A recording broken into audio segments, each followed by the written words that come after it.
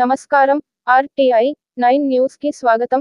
యాదాద్రి భువనగిరి జిల్లా RDO office పల్లగోర్ల Modi Ramdev ఆధ్వర్యంలో వేలాది మంది విద్యార్థులతో దద్దరిల్లిన ఆర్డీఓ ఆఫీస్, పోలీసులకు విద్యార్థులకు తోపులాట రణరంగంగా మారిన RDO office, SC, ST, BC, ABC, minority విద్యార్థులకు ప్రభుత్వం చెల్లించాల్సినటువంటి ఫీజు రీయింబర్స్, స్కాలర్షిప్ 7,500 కోట్ల బకాయిలను వెంటనే చెల్లించాలని బీసీ సంఘం జాతీయాధ్యక్షులు మాజీ ఎంపీ ఆర్ కృష్ణ పిలుపు మేరకు బీసీ విద్యార్థి రాష్ట్ర ఉపాధ్యక్షులు పల్లగోర్ల మోదీ రామ్దేవ్, గిరిజన విద్యార్థి సంఘం నాయకుడు నునావ తరుణ్, ఎడ్ల మహాలింగం యాదవ్ ఆధ్వర్యంలో యాదాద్రి భువనగిరి ఆర్డీఓ ఆఫీస్ను ముట్టడించి ఆఫీస్కు తాళం వేసి నిరసన వ్యక్తం చేశారు.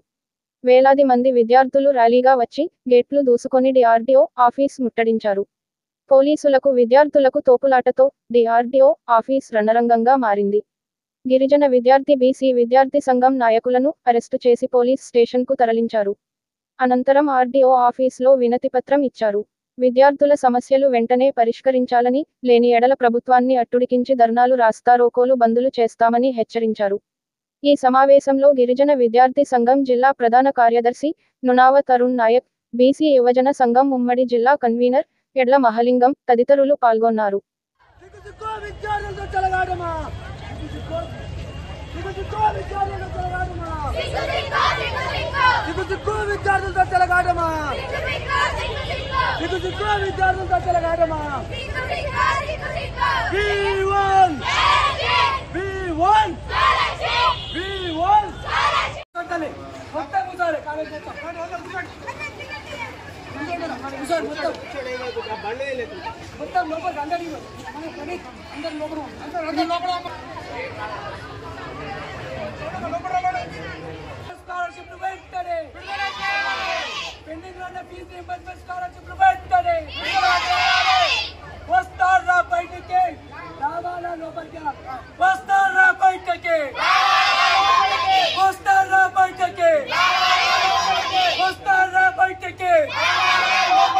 విద్యార్థుల ఐక్యత పెండింగ్ లో ఉన్న ఫీజు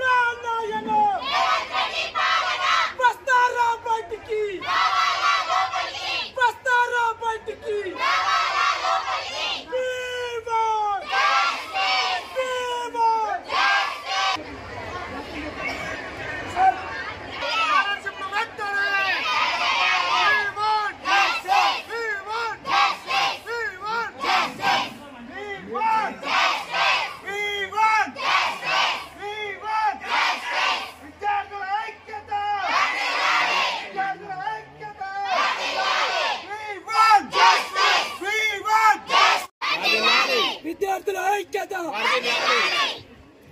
సార్, ఒకటే విషయం, తెలంగాణ రాష్ట్రంలో ఉన్న విద్యార్థుల తల్లిదండ్రులను దృష్టిలో పెట్టుకొని ఆ కళాశాల యాజమాన్యం దృష్టిలో పెట్టుకొని చెప్పే విషయం ఏంటంటే, రాష్ట్ర వ్యాప్తంగా పెండింగ్ ఉన్న ఫీజు రీయింబర్స్మెంట్ స్కాలర్షిప్ 7,000 కోట్ల పెండింగ్ ఉంది సార్. దానివల్ల కాలేజీ యాజమాన్యాలు విద్యార్థులకు ఇబ్బంది పెడితే విద్యార్థుల తల్లిదండ్రులకు ఇబ్బంది వస్తుంది. కాబట్టి దయచేసి మీరు రాష్ట్ర ప్రభుత్వానికి ఇది ఒక పేపరే కాదు, ఎంతో మంది వేల మంది విద్యార్థుల జీవితాలని చెప్పేసి రాష్ట్ర ప్రభుత్వానికి తెలిసేలా మీరు చెప్పాలని చెప్పేసి సందర్భంగా సార్. తప్పకుండా మీరు ఒక చిట్టు పేపరే కాదు, ఇంతమంది విద్యార్థుల జీవితాలు ఇందులో ఉన్నాయని చెప్పి ఆలోచన చేసి ప్రభుత్వానికి తెలిసేలాగా మీరు చర్యలు తీసుకోవాలని చెప్పి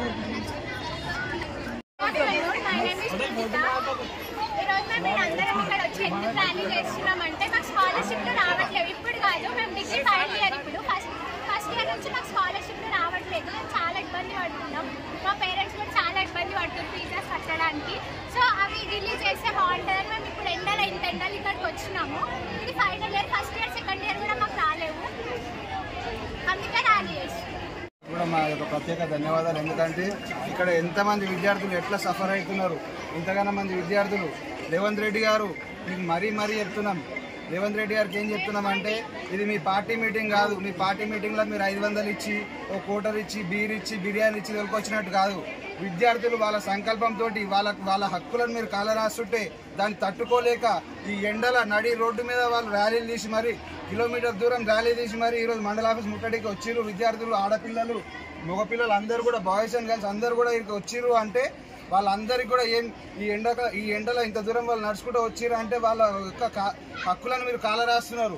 వాళ్ళ హక్కులను మీరు వాళ్ళకి ఇవ్వట్లేదు. మీ ఇంట్లోకి నుంచి ఇవ్వకండి. రేవంత్ రెడ్డి గారు మీకు మరొకసారి చెప్తున్నా, మీ ఇంట్లోకి నుంచి మీరు ఒక్క రూపాయి కూడా ఇవ్వకండి. ఏమమ్మా ఇస్తా తీసుకుంటారా మీరు ఎవరన్నా? మీ ఇంట్లోకి నుంచి మీరు ఒక్క రూపాయి ఇవ్వకండి. మా ప్రజల సొమ్ము ఏదైతే మీరు తీసుకుంటున్నారో, ఏదైతే దోచుకుంటున్నారో, ప్రజాప్రభుత్వం అని పేరు చెప్పి మీరు ఆ మూసీ నది మీద 1,50,000 కోట్లు ఎట్లా ఇన్వెస్ట్ చేస్తారండి రేవంత్ రెడ్డి గారు? మీరు 1,50,000 కోట్లు అంటే వీళ్ళకు దాదాపు 7,000 కోట్లు ఇస్తే వీళ్ళకు సంవత్సరానికి ఎటువంటి ఇబ్బంది లేకుండా అందరికి కూడా స్కాలర్షిప్లు వస్తాయి.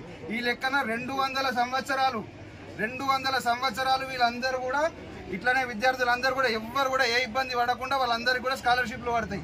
అట్లాంటిది మీరు ఒక మూసీ నది పేరు మీద మూసీ నదికే 1,50,000 కోట్లు ఇన్వెస్ట్ చేస్తే రైతులకు రైతు బంధు ఇయ్యారు, విద్యార్థులకు ఇవి ఇయ్యారు. రైతులను, విద్యార్థులను, ఉద్యోగస్తులను వీళ్ళందరూ తీసుకొని మూసీలో ముంచుదామని చూస్తున్నారా మీరు? రేవంత్ రెడ్డి గారు మీ భాషలనే చెప్తున్నా, మీ భాషలనే మీకు అర్థమయ్యే విధంగా చెప్తున్నా. మీరు అంటారు కదా పండబెట్టి దొక్కుతా అని. మీ ప్రభుత్వాన్ని పండబెట్టి దొక్కే రోజు తొందరలోనే ఉంది. మీరు గనక ఇప్పుడు మీరు తెలుసుకోండి, మీకు వ్యతిరేకత మొదలైంది తెలుసుకొని, ఇప్పటికైనా తప్పు తెలుసుకొని విద్యార్థులకు కానీ, రైతులకు కానీ, ఉద్యోగస్తులకు కానీ న్యాయం చేయండి. మీరు ఏదైతే 1,00,000 ఉద్యోగాలు ఇస్తామని చెప్పి విద్యార్థులకు డొంక మాటలు చెప్పి వాళ్ళందరి సింపతి మీద మీరు గెలిచిరు. అంతేగాని మీరు గెలవడానికి వేరే అవకాశమే లేదు. మీరు గెలిచిరు అంటే అది విద్యార్థుల సంకల్పంతో గెలిచిరు. కాబట్టి మీరు ఆ సంకల్పాన్ని మీరు దృష్టిలో పెట్టుకొని ఇప్పుడు విద్యార్థులందరికీ కూడా ఈరోజు వీళ్ళందరూ ఇంతమంది జూనియర్ కాలేజ్, డిగ్రీ కాలేజ్, ఇంతమంది దాదాపు 1,000 మంది స్టూడెంట్స్ ఓన్లీ సదాశివపేటలో అయినా ఇబ్బంది పడుతున్నారు అంటే రాష్ట్ర వ్యాప్తంగా ఎంతమంది ఇబ్బంది పడుతున్నారు? వాళ్ళందరికీ కూడా మీరు తొందరగానే న్యాయం చేయాలని చెప్పి మీకు మరొకసారి హెచ్చరిక. విద్యార్థులు వాళ్ళ బాధలు ఎంత పడుతున్నారు, కష్టాలు అనేది స్కాలర్షిప్ రాక వాళ్ళ తల్లిదండ్రులు ఎంత కష్టపడి చదివిస్తుంటే ఏదో ఏ విధంగా ఏం రాకుండా ఇబ్బంది పడుతున్నారు. కాబట్టి మేము ప్రభుత్వాన్ని కోరేది ఒకటే, పిల్లలకు అద్దె భవనాలు తీసుకొని వాళ్ళ కాలేజీ ఆలోచించి ప్రభుత్వం మానికే ఫౌండేషన్ ద్వారా అన్ని విధాలా మేము కూడా సహాయ సహకారాలు అందిస్తామని చెప్పి మా పిఎంకే సభ్యులందరి తరఫున ఈరోజు వచ్చిన అందరికీ కూడా ధన్యవాదాలు తెలుపుతున్నాం. నమస్కారం. ఈరోజు ఆర్ కృష్ణయ్య గారి మా రాష్ట్ర బీసీ సంఘం జాతీయ అధ్యక్షులు, మాజీ పార్లమెంట్ సభ్యులు ఆర్ కృష్ణయ్య గారి పిలుపు మేరకు, మరి అలాగే రాష్ట్ర అధ్యక్షులు వేముల రామకృష్ణ గారి ఆదేశాల మేరకు ఈరోజు సదాశివపేట ఎంఆర్ఓ ఆఫీస్ ముట్టడి కార్యక్రమం నిర్వహించడం జరిగింది. ఇది ఏంటంటే ఈరోజు తెలంగాణ రాష్ట్ర వ్యాప్తంగా 7,000 కోట్లు ఫీజు రీయింబర్స్మెంట్ స్కాలర్షిప్ విద్యార్థులది పెండింగ్లో ఉండడం వల్ల తీవ్ర ఇబ్బందులు పడుతున్న పరిస్థితి ఈరోజు విద్యార్థులు తెలంగాణ రాష్ట్రంలో ఉన్నది. మరి అలాగే ఇప్పుడు కలెక్టరేట్ భవనాలు నిర్మించడానికి, ఎమ్మెల్యే భవనాలు నిర్మించడానికి మూసీ ప్రక్షాళన కోసం 1,50,000 కోట్లు ఎవరు డిమాండ్ చేస్తే మీరు ఇవన్నీ ఏర్పాటు చేస్తున్నారని చెప్పేసి ఈ సందర్భంగా రాష్ట్ర ప్రభుత్వాన్ని మేము అడుగుతున్నాం.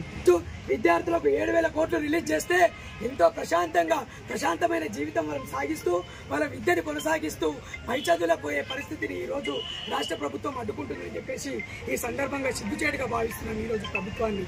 ఈరోజు ఒకటి కోరుతున్నాం. మరి ఇప్పుడు పెండింగ్ లో ఉన్న ఫీజు రీయింబర్స్మెంట్ స్కాలర్షిప్ రిలీజ్ చేయకుండా పోతే ఈరోజు కేవలం విద్యార్థులతోటే పోరాటాలు చేయాల్సిన పరిస్థితి వచ్చింది. కాకపోతే వెంటనే వీలైనంత తొందరగా రాష్ట్ర ప్రభుత్వం పెండింగ్ లో ఉన్న ఫీజు రీయింబర్స్మెంట్ స్కాలర్షిప్ రిలీజ్ చేయకపోతే విద్యార్థుల తల్లిదండ్రులను కూడా పోగేసుకొని ఇలాంటి ముట్టడి కార్యక్రమాలు, ఇంకెన్నో ప్రగతి భవనాలు, మరి అసెంబ్లీలు ముట్టడి చేయాల్సిన విద్యార్థులు తోటి కలిసి మేము చేయాల్సిన పరిస్థితి వస్తుందని చెప్పేసి ఈ సందర్భంగా రాష్ట్ర ప్రభుత్వాన్ని హెచ్చరిస్తున్నాం. మరి పక్క రాష్ట్రంలో ఆంధ్రప్రదేశ్లో 20,000 రూపాయలు, ఇటు కర్ణాటకలో 15,000 రూపాయలు స్కాలర్షిప్ వస్తుంది. మరి అధిక ధనిక రాష్ట్రమైన తెలంగాణ రాష్ట్రంలో మరి 5,500 ఇవ్వడం మరి ఎంతవరకు న్యాయం? ఇది సిగ్గుచేటని చెప్పేసి సందర్భంగా మేము తెలియజేస్తున్నాం. మరి గురుకులాల్లో సొంత భవనాలు లేక విద్యార్థులను బయటకు పంపించి తాళాలు వేస్తున్న పరిస్థితి ఈరోజు ఈరోజు మన తెలంగాణ రాష్ట్రంలో ఉన్నది. ఈరోజు ఒకటి కోరుతున్నాం, అలుపెరగని పోరాటాలు 4 సంవత్సరాలు ఆర్ కృష్ణయ్య గారు పోరాడితే ఈరోజు 40% మెస్ ఛార్జీలు, హాస్టల్ మెస్ ఛార్జీలు విద్యార్థులకు పెంచారు. దానికి మేము ప్రభుత్వానికి మేము సంతోషం వ్యక్తం చేస్తున్నాం. కానీ ఈరోజు సొంత భవనాలు లేక తీవ్ర ఇబ్బందులు పడుతున్న గురుకుల పాఠశాల విద్యార్థులకు కూడా మీరు న్యాయం చేయాలని చెప్పి సందర్భంగా తెలియజేస్తున్నాం. నియోజకవర్గానికి 2 గురుకులాలు ఏర్పాటు చేయాలి, పెండింగ్లో ఉన్న ఫీజు రీయింబర్స్మెంట్ స్కాలర్షిప్లు రిలీజ్ చేయాలి, ఈరోజు 5,000 స్కాలర్షిప్ విద్యార్థులకు పెంచాలని చెప్పేసి ఈ సందర్భంగా మేము డిమాండ్ చేస్తాం. ఈరోజు మా పట్నం మాణిక్యం ఫౌండేషన్ సభ్యులందరూ కలిసి ప్రతి ఒక్కరం కూడా ఈరోజు పిఎఫ్కే ఎస్సీ ఎస్టీ మైనార్టీ విద్యార్థి సంఘాలందరం కలిసి పట్నం మాణిక్యం ఫౌండేషన్ సభ్యులందరం కలిసి ఈరోజు మేము పోరాటాలు రోడ్డు మీదకి వచ్చి చేస్తుంటే దానికి విద్యార్థులు సహకరిస్తున్నారు. మరి అలాగే పాపం, వాస్తవానికి ఈడ పాపం అని చెప్పుకోవాల్సింది ఏంటంటే విద్యా సంస్థల కళాశాల యాజమాన్యాలను కూడా పాపం అని చెప్పుకోవాల్సిన పరిస్థితి. ఎందుకనంటే వాళ్ళకు బిల్డింగ్ ఫీజులు కట్టుకోలేని పరిస్థితిలో ఉండి వాళ్ళు టీచర్లకు, లెక్చరర్లకు జీతాలు ఇవ్వలేని పరిస్థితులలో వాళ్ళు తీవ్ర ఇబ్బందులు పడుతున్నారు. వాళ్ళు ఇబ్బందులు పడి కళాశాలకు తాళాలు వేసుకునే పరిస్థితి.